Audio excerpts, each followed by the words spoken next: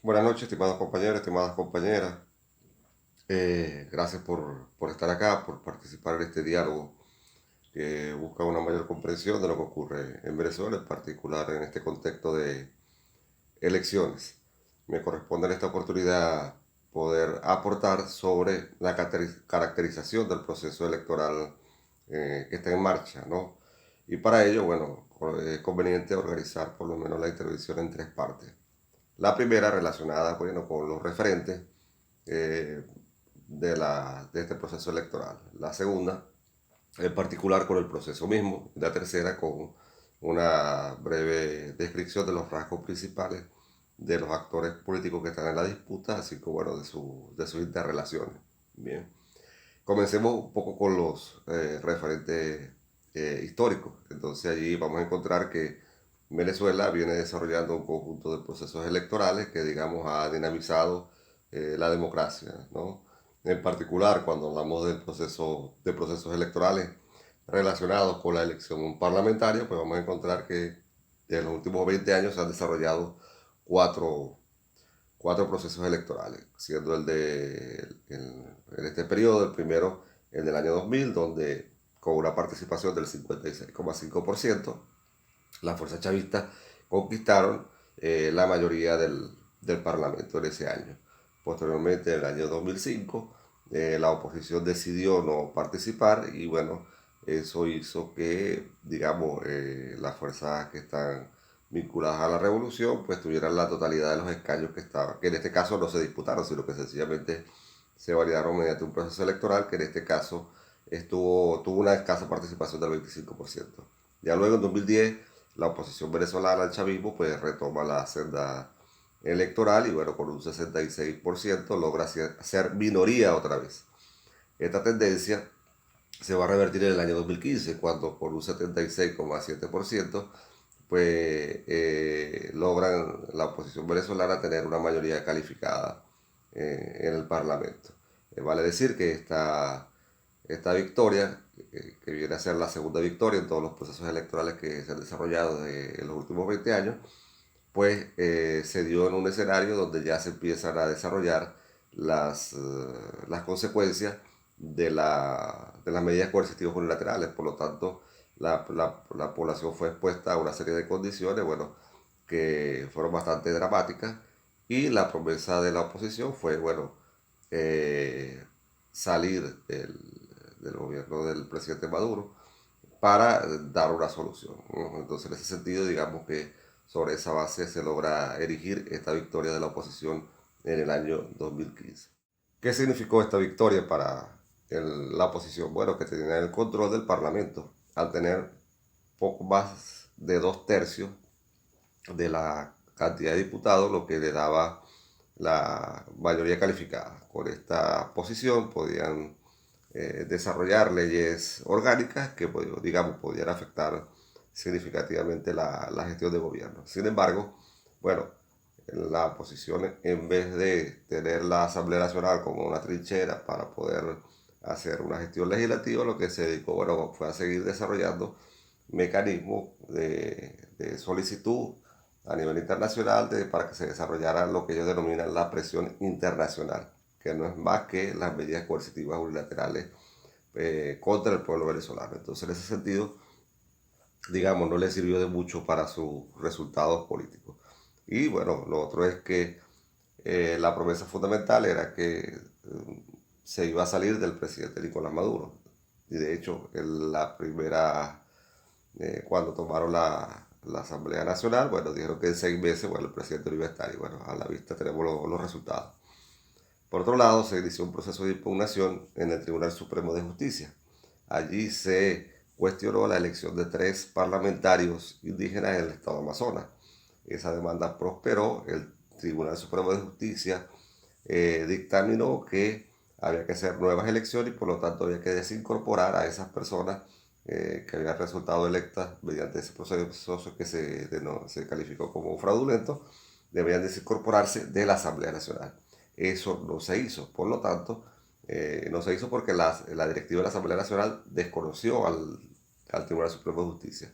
En consecuencia, el Tribunal Supremo de Justicia estableció que la Asamblea Nacional estaba en desacato. Por lo tanto, todos sus actos son nulos y no tenían carácter jurídico ni vinculante. De tal manera que eso desactivó la Asamblea Nacional como un espacio para, digamos, desarrollar leyes, discusiones, etc. Bien, todo esto contribuyó pues, a un clima de bastante conflictividad desarrollado por la oposición, mientras que se estaban desarrollando una serie de espacios de diálogo, de encuentro entre el chavismo y la oposición a este, ¿no? Ahí encontramos los diálogos en Oslo, los diálogos en Barbados, en Oslo por el gobierno, auspiciado por el gobierno noruego. Sin embargo, ninguno de ellos prosperó en los términos que, digamos, las partes aspiraban. Bien, que entre otras cosas debería resultar en el establecimiento de unos acuerdos para el desarrollo de las elecciones, salvo un espacio de diálogo que desarrolló parte del chavismo con parte de la oposición venezolana, básicamente compuesta por partidos de pequeña escala. Allí se acordaron en el mes a principios de este año 2000, bueno, el desarrollo de unos comicios electorales de cara al proceso, de cara a renovar el Parlamento, para sacarlo de esa situación de desactivación en la que se encuentra. Este sector de la oposición que accede junto con el chavismo a desarrollar las elecciones es un sector de la oposición que se deslinda de la posición de Estados Unidos de el exigir la renuncia inmediata del presidente Maduro y la salida del chavismo de los espacios de poder que se tienen en Venezuela. De tal manera que, bueno, en esa ruta se incorpora. Ahora bien, el proceso como tal, cómo se ha dado. Bueno, en julio se acuerda un nuevo Consejo Nacional Electoral, se renueva, de tal manera que ese nuevo Consejo Nacional Electoral va a desarrollar, a establecer un cronograma y a desarrollarlo. Ese cronograma se ha desarrollado, digamos que con normalidad. En una primera parte encontramos las postulaciones, bien, donde de acuerdo al sistema electoral venezolano el 50% al menos debe ser mujeres para que exista una paridad entre hombres y mujeres. Se han desarrollado parte de las auditorías, se tienen previstas unas 17 auditorías, en ellas han participado las organizaciones políticas que forman parte del proceso electoral, que tienen postulados, bien. Y bueno, estamos en este momento en la campaña electoral que comenzó el 3 de noviembre y finalizará el 3 de diciembre. Y finalmente, bueno, esperamos que del 6 de diciembre pues sea el día en que los venezolanos podamos ejercer el derecho al voto. En términos numéricos, ¿qué podemos decir de este proceso electoral? Bien, en primer lugar, que estamos habilitados para ejercer el derecho al voto alrededor de 20.7 millones de venezolanos. Bien, hay que considerar que parte de estos venezolanos forman parte, bueno, de un proceso de migración hacia otros países y bueno, digamos, eso eventualmente puede afectar la participación, ¿no? De acuerdo a cifras del gobierno venezolano y algunos organismos internacionales, ese proceso de migración puede haber afectado entre 4 y 5 millones de personas, ¿no? De los cuales, bueno, una gran cantidad pues, son potenciales electores. Por otro lado, participan alrededor de 14.000 candidatos y se van a elegir 277 diputados o diputadas. Es decir, 77% más de los que estaban establecidos en, en el periodo pasado. Dicho esto, entonces conviene examinar cuáles son los actores que están dentro y fuera del proceso electoral. En primer lugar, identifiquemos que existe un grupo de partidos dentro de la oposición que ha decidido no participar. Este grupo se autodenomina el G4, donde está Acción Democrática, Primera Justicia, Voluntad Popular y un nuevo tiempo. Ellos consideran que las elecciones no tienen, digamos, las condiciones para ellos participar. Eso se traduce en que no puedo ganar, pero bueno, ellos han decidido no participar. Se han planteado, bajo la conducción de Juan Guaidó, que es el que lidera este grupo, bajo la subordinación de la política exterior de Estados Unidos.